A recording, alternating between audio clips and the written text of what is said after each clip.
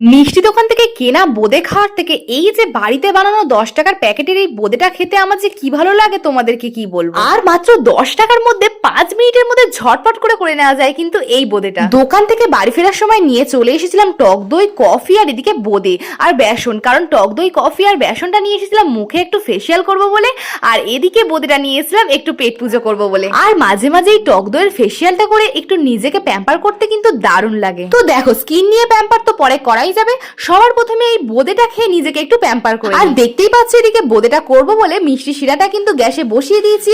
আর আমার পায়ের সামনে দেখো আমার বারবিডল কিরকম ঘুরঘুর করছে ম্যাপুসির মতো। তো যাই হোক, আমার বারবিডল ওদিকে দুষ্টুমি করতেই থাকুক আর আমি আমার কাজটাকে করতে থাকি। তো তারপর দেখো জলটা যেই ফুটে আসলো তখনই কিন্তু আমি বোঁদেটাকে দিয়ে দিলাম। আর এই বোঁদেটার জন্য তো একদম টাইম আছে, সঙ্গে সঙ্গে দিয়েই কিন্তু সঙ্গে সঙ্গে তুলে নিতে হবে, না হলে কিন্তু প্রচন্ড পরিমাণে ভ্যাদ ভ্যাদে টাইপের হয়ে যায়, যেটা খেতে কিন্তু একদমই ভালো লাগে না। তাই আমি এটাকে দেওয়ার সঙ্গে সঙ্গেই তুলে নেওয়ার চেষ্টা করি, যেটাতে একটু মজমজে থাকে আর খেতেও কিন্তু দারুণ লাগে আমার এইভাবে। আর নরম হয়ে গেলে না আমার একটুও ভালো লাগে না খেতে। আর যদিও আমি মিষ্টি খেতে অতটাও পছন্দ করি না, কিন্তু এই যে বোঁদেটা আমার খুবই ভালো লাগে, কারণ এটা মিষ্টিটা আমি কম দিয়ে করি, যেটা কিন্তু আমি পুরো বাটিটা যতটা করেছি আমি কিন্তু পুরোটাই খেয়ে নিতে পারবো। আর এরপর কিন্তু মিষ্টির মধ্যে দিয়েই বোঁদেটা সঙ্গে সঙ্গে তুলে নেওয়ার চেষ্টা করেছি, তাও একটুখানি দেরি হয়ে গেছে বলে একটু নরম হয়ে গেছে, ঠিক আছে কোনো অসুবিধা নেই। আর এই দেখো তোমাদের একটা জিনিস দেখালাম, আমার বারবিডলের কপালটা দেখতে পাচ্ছ কি অবস্থাটা না করেছে কালি দিয়ে। আমি ওদিকে নিজের কাজ করছিলাম আর ও ওদিকে ওর কাজ করে যাচ্ছিল, নিজের কপালটা দেখেছো পুরো কালি দিয়ে একদম পুরো ভর্তি করে দিয়েছে। এরপর খাওয়া শেষ করেই কিন্তু সঙ্গে সঙ্গে শুরু করে দিলাম টক দইয়ের ফেসিয়াল করা।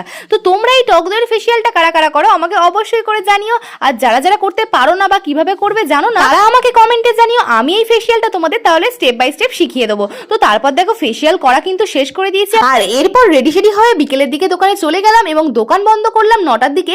আর দোকান বন্ধ করার সাথে সাথেই মা এসে দিকে বলছে চল একটু দোকানে চলো আমার সাথে জুতো কিনতে যাব। আর তারপরে কিন্তু আমার দোকান বন্ধ করে সঙ্গে সঙ্গে চলে গেলাম মার সাথে জুতো কিনতে। আর মা এদিকে আমাকে অনেকদিন ধরেই বলছিল চল জুতো কিনতে যাব, আমার তো যাওয়াই হচ্ছিল না, তো ফাইনালি আজকে আসা হলো। আর এদিকে দেখো এই পিঙ্ক কালার জুতোটা দেখতে পাচ্ছ, এটা নিয়ে নিয়েছিলাম অঙ্কিতার জন্য, আর এদিকে এই পার্পেল কালার জুতোটা নিয়েছিল মার জন্য।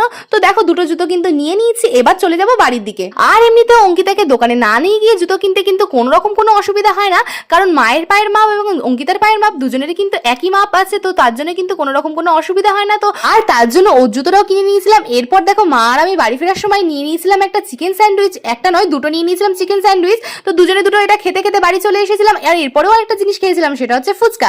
তো সেটা আর ভিডিও করা হয়নি, তো ফুচকা খেয়ে এবং এইটা খেয়ে এরপর খেতে খেতে দুজনে মিলে বাড়ি এসে অঙ্কিতাকে জুতোটা দেওয়ায় অঙ্কিতা বললো জুতোটা একদম পারফেক্ট আছে, আর ওর জুতোটা কিন্তু ভীষণ পছন্দ হয়েছিল। তো তারপরে দেখো এদিকে মাও মার জুতোটা পরে একটু দেখে নিল কেমন লাগছে, তো মার জুতোটাও কিন্তু ভীষণ পছন্দ হয়েছে। বাই বাই, দেখা হচ্ছে নেক্সট ব্লগে। ভালো থাকবে প্রত্যেকে, সুস্থ থাকবে, আর আমাকে অবশ্যই করে মনে রাখবে।